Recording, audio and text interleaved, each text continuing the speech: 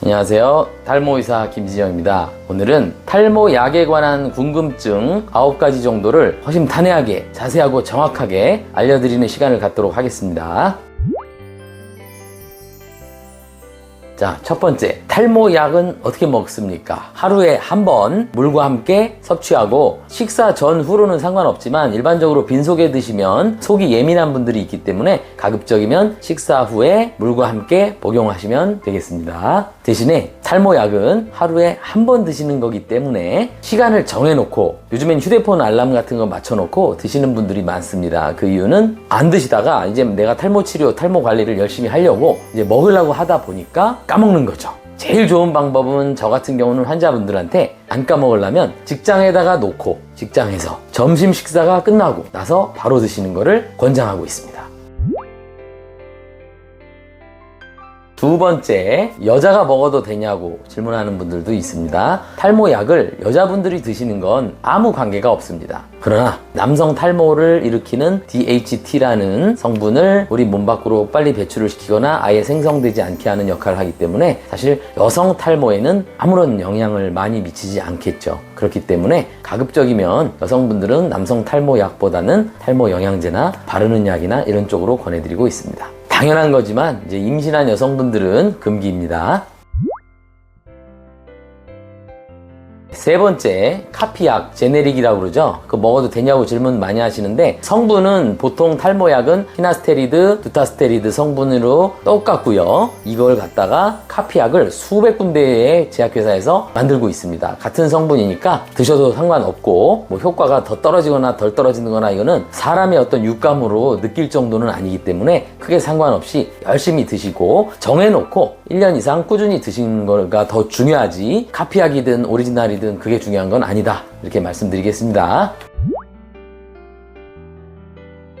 가장 또 중요한 내용이기도 한데, 진짜 성기능이 떨어지냐고 질문하는 분들이 있습니다. 확률적으로는 1% 정도의 환자분들이 복용하는 분들 중에서 발생할 수 있다, 이렇게 설명은 드리고 있지만 실질적으로는 그보다 높을 수도 있고 비등비등할 수도 있다, 이렇게 설명을 드립니다. 하지만 확률적으로 낮지만 성기능이 떨어질 수 있다는 건 맞는 말이기 때문에 먹다가 기존과 다르게 안 겪었던 부작용을 느낄 수도 있습니다. 성관계를 매일 내지는 아주 자주 하지 않는 분들이라면 가급적이면 성관계를 하기 전날이나 전전날 하루 이틀만 안 드셔도 충분히 무리 없이 성관계가 가능하고요. 아까 말씀드린 대로 성관계를 아주 자주 하거나 매일매일 하시는 분들 같은 경우에는 발기부전약이라고 그러죠. 보통 비아그라 계통이나 시알리스나 레비트라 이런 것들이 있죠. 그런 약을 같이 처방해서 탈모도 잡고 성기능도 잡고 두 마리 토끼 다 잡자, 이렇게 해서 설명드리고 있습니다. 탈모약의 효과는 어느 정도 되나요? 이런 질문을 좀 많이 하시거든요. 모낭이 아예 사라진 M자 같은 부위에는 이제 모낭이 나게 하긴 어렵겠죠. 그리고 얇은 모발도 사실 체감할 정도로 두꺼워지게 하는 거는 조금 어렵습니다. 근데 사람들이 이렇게 질문하시죠. 근데 탈모약 왜 먹냐? 먹는 이유는 약간의 그 플라시보 내지는 노시보 이펙트 같은 게 있습니다. 탈모약을 약이라고 해서 특별히 체감할 정도의 만족도가 느끼지 않지만 사실 탈모약은 이게 심리적인 효과도 굉장히 큽니다. 방금 전 질문에 대한 답변과 연관이 되기도 하는데, 실제로 탈모약이라고 해서 먹기 때문에 나타나지도 않는 분이 심리적으로 불안한 마음에 실질적으로 성기능 관련 부작용을 느낄 수 있다라는 보고도 되어 있고요. 반대로 그 약의 효과가 엄청나게 좋지는 않지만 다른 치료와 병행했을 때는 좀 더 높은 만족도를 위해서는 이제 병행할 수도 있다, 이렇게 설명은 드리지만 실질적으로는 체감하기는 조금 어렵습니다. 그런데 탈모약을 그래도 왜 드시냐, 이렇게 질문을 하신 분들이 있는데, 정확하게 머리가 나는 건지 머리가 빳빳해진 건지 머리가 빠지는 양이 줄은 건지 정확하게 이렇게 설명은 논리적으로 할 수는 없는 분들이 대부분이긴 한데, 그런 분들의 은연중에 마음 가운데 요 세 가지 중에서 어느 하나라도 조금이라도 더 느끼는 분들이 있다라는 거죠. 그래서 그런 분들의 통계적인 영향력에 의하면 사실 탈모약을 먹는다라는 것만 해도 탈모 치료 효과가 어느 정도 느낀다, 이렇게 해서 설명을 드리는 겁니다.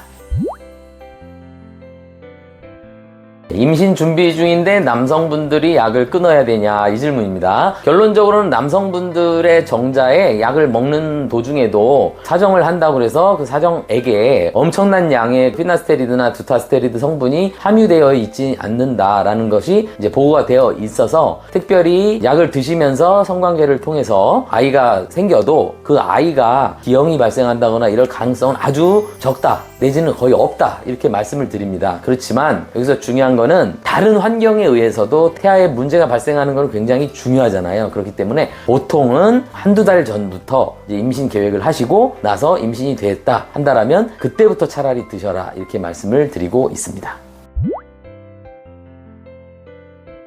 일반적으로 비타민, 효모 제제, 비오틴 이런 것도 탈모 약이냐고 질문하시는데요. 엄밀하게는 피나스테리드, 두타스테리드 말고는 전부 다 탈모 영양제입니다. 의약 외품 뭐 이렇게 되어 있는 것도 있고 특히나 미녹시딜 바르는 약도 의약 외품이라 그래서 탈모 약이라고 구분되어 있지는 않습니다. 하지만 미녹시딜을 먹는 항고혈압 제제는 의약품이긴 한데 이걸 이제 탈모 효과 목적으로 저용량으로 해서 이렇게 드시는 분들이 계시거든요. 근데 그런 경우에는 이건 탈모 약으로 말씀드릴 수도 있지만 일반적인 선에서 미녹시딜을 바르는 약으로 더 많이 알려져 있기 때문에 바르는 약인 미녹시딜 포함해서 비오틴, 효모 제제, 비타민 등등은 탈모 약이 아니라 탈모 영양제다 이렇게 설명을 드리겠습니다.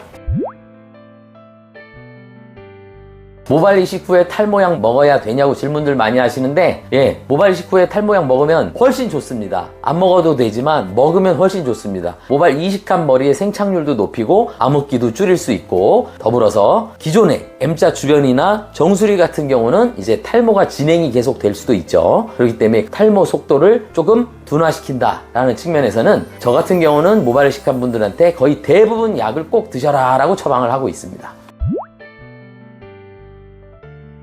여자가 사용할 수 있는 탈모약이 있냐고 많이들 여쭤보시는데 엄밀한 의미에서는 피나스테리드, 두타스테리드를 폐경기 이후의 여성에게는 이제 처방을 하는 경우가 종종 있다 되어 있습니다. 근데 그럴 경우에는 이제 일반 여성보다는 제가 아까 처음에 설명드린 내용처럼 먹어도 되냐는 질문에 대해서는 먹어도 됩니다예요. 근데 효과가 좋으냐 있느냐 그거는 거의 없다가 이제 정답인데 폐경기 여성 같은 경우는 상대적으로 DHT의 어떤 함량이 좀 높을 수 있기 때문에 그 부분에 어떤 의존하는 탈모 유형이라면 탈모약인 피나스테리드, 두타스테리드 제제도 폐경기 여성에게는 도움이 될 수 있는 탈모약이다 이렇게 설명을 드리고 있습니다. 하지만 이거 빼고는 대부분은 다 탈모 영양제입니다. 여성분들이 사용할 수 있는 탈모약은 미녹시딜 제제 먹는 거는 있을 수 있다 이렇게 말씀을 드리고 저 같은 경우는 원하시는 경우에 한해서만 처방을 해봐 드리고 있습니다. 감사합니다.